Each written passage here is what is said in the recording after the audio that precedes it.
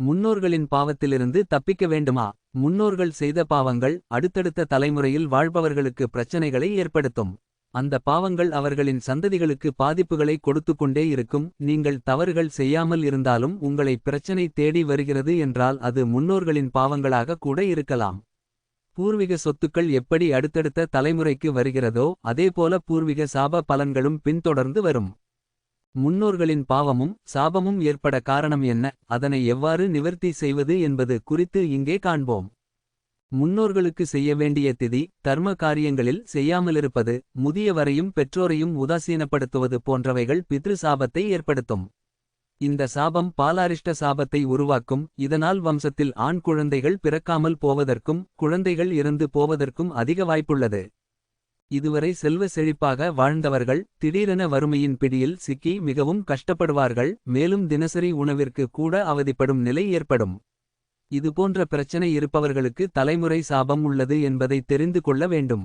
இந்த தலைமுறை சாபத்திற்கு காரணம் முன்னோர்கள் செய்த பாவங்களும் பிரம்மஹத்தி தோஷமும் தான்.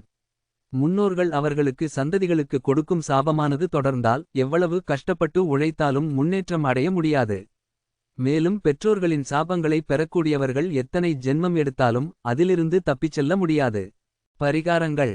பித்ரு சாபத்திலிருந்து மீள வேண்டும் என்றால் நாம் செய்ய வேண்டிய பரிகாரங்களை முறைப்படி செய்தால் அதிலிருந்து தப்பிக்க வாய்ப்பு உள்ளது. முடிந்தவரை ஏழை கர்ப்பிணி பெண்களின் பிரசவத்திற்கு முடிந்த உதவிகளை செய்ய வேண்டும். புதிதாக பிறந்த குழந்தைக்கு தேவையான பொருட்களை வாங்கி தர வேண்டும்.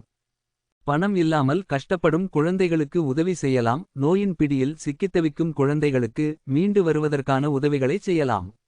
இதுபோன்ற உதவிகளை செய்வதன் மூலம் உங்களுடைய முன்னோர்களின் சாபம் முற்றிலுமாக நீங்கும். இது போன்ற சாபங்களிலிருந்து விடுபட நம்மால் முடிந்தவரை மற்றவர்களுக்கு பணமாகவோ பொருளாகவோ கொடுத்து உதவ வேண்டும். நாம் செய்வது சிறிய உதவியாக இருந்தாலும் அதனால் மற்றவர்களின் மனம் குளிர்ந்தால் முன்னோர்களின் சாபம் முற்றிலுமாக நீங்கும் என்பது ஐதீகம். பரிகார ஸ்தலங்கள்.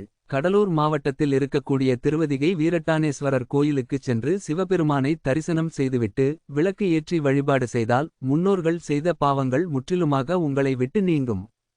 தஞ்சாவூர் மாவட்டத்தில் இருக்கக்கூடிய திருவிடைமருதூர் மகாலிங்கேஸ்வரர் கோயிலுக்குச் சென்று பரிகாரங்கள் செய்து வழிபட்டால் தலைமுறை சாபங்களும் பிரம்மஹத்தி தோஷமும் முற்றிலுமாக நீங்கும். இந்த கோயில்களுக்கு செல்ல முடியவில்லை என்றாலும் பிரச்சனை இல்லை. ஏழைகளுக்கும் முதியவர்களுக்கும் குழந்தைகளுக்கும் உங்களால் இயன்ற உதவிகளை செய்யுங்கள். அதன் மூலம் உங்களது பாவங்களும் தோஷங்களும் முற்றிலுமாக நிவர்த்தியாகும்.